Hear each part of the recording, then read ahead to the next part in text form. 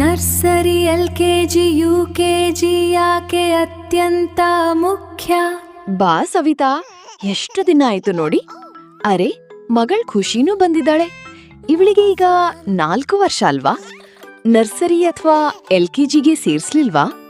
ಸೇರ್ಸಿದ್ದೆ madam, ಆದ್ರೆ 1 ದಿನ ಹೋದ್ರೆ 3 ದಿನ ಹೋಗಲ್ಲ. ಸಣ್ಣ ಮಗು, ಅಲ್ಲಿ ಏನೂ ಸರಿ ಪಾಠ ಇರಲ್ಲ, ಯಾವ ಪರೀಕ್ಷೆನೂ ಇರಲ್ಲ, ಏನೂ ಇರಲ್ಲ, ಬರೀ ಆಟ ಅಷ್ಟೇ ಅಲ್ವಾ. ಅದಕ್ಕೆ ಸುಮ್ಮನಾದೆ. 6 ವರ್ಷ ಆಗ್ಲಿ, ಆಮೇಲೆ ಒಂದೇ ಸಲ ಒಳ್ಳೆ ಶಾಲೆಗೆ ಸೇರಿಸ್ತೀನಿ. ಅಯ್ಯೋ ಸವಿತಾ, ನಿನ್ನ ಈ ಆಲೋಚನೆ ತಪ್ಪು. ಮನೆಯ ಕಟ್ಟಡ ಗಟ್ಟಿಯಾಗಿರ್ಬೇಕಾದ್ರೆ ಅದರ ಅಡಿಪಾಯ ಬಲವಾಗಿರ್ಬೇಕು.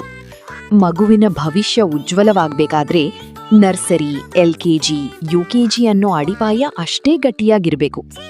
ಅದೇಗೆ ಮೇಡಮ್, ಅಲ್ಲಿ ಬರೀ ಆಟ ಆಡಿಸ್ತಾರೆ ಅಷ್ಟೇ ಅಲ್ವಾ? ಅದೇ ಮುಖ್ಯ. ಅದಕ್ಕಿಲ್ಲಿ 100 ಪ್ರಮುಖ ಕಾರಣಗಳಿವೆ. ವೈಜ್ಞಾನಿಕ ಕಾರಣ, ಬ್ರೈನ್ ಡೆವಲಪ್ಮೆಂಟ್. ಮಗುವಿನ ಮೆದುಳಿನ 85% ಬೆಳವಣಿಗೆ 6 ವರ್ಷದ ಒಳಗೆ ಆಗತ್ತೆ. ಈ ವಯಸ್ಸಿನಲ್ಲಿ ಮಗು ಕೇಳುವ ಕಥೆ, ಹಾಡು, ಬಣ್ಣಗಳ ಆಟ ಅವಳ ನೆನಪಿನ ಶಕ್ತಿ ಮತ್ತು ಸೃಜನಶೀಲತೆಯನ್ನು ಡಬಲ್ ಮಾಡತ್ತೆ. ಇದು ಮೆದುಳಿನ ಗೋಲ್ಡನ್ ಪೀರಿಯಡ್. ಮನೋವಿಜ್ಞಾನದ ಕಾರಣ, ಸೋಷಲ್ ಸ್ಕಿಲ್ಸ್.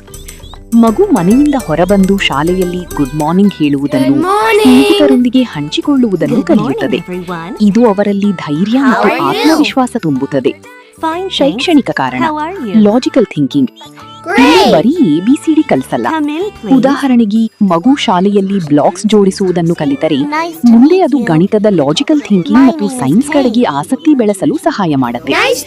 ಈ ಹಂತದಲ್ಲಿ ನಾವು ಸರಿಯಾದ ಸಂಸ್ಕಾರ ಮತ್ತು ಶಿಕ್ಷಣ ಕೊಡದಿದ್ದರೆ ಮುಂದೆ ಮಗುವಿನ ಭವಿಷ್ಯ ಮಂಕಾಗಬಹುದು.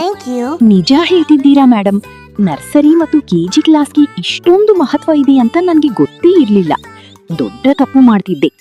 ನಮ್ಮೂರಲ್ಲಿ ತುಂಬಾ ಒಳ್ಳೆ ಶಾಲೆ ಇದೆ, ಶ್ರೀ ರೇವಣಸಿದ್ದೇಶ್ವರ ಇಂಗ್ಲಿಷ್ ಮೀಡಿಯಂ ಶಾಲೆ. ಇವತ್ತೇ ಹೋಗಿ ನನ್ನ ಮಗಳನ್ನ ಸೇರಿಸ್ತೀನಿ. ನಿಮ್ಮಿಂದ ತುಂಬಾ ಉಪಕಾರವಾಯಿತು. ಒಂದು ಬೀಜವನ್ನು ಸರಿಯಾದ ಮಣ್ಣಿನಲ್ಲಿ ಸರಿಯಾದ ಸಮಯದಲ್ಲಿ ನೆಟ್ಟರೆ ಅದು ದೊಡ್ಡ ಮರವಾಗುತ್ತದೆ.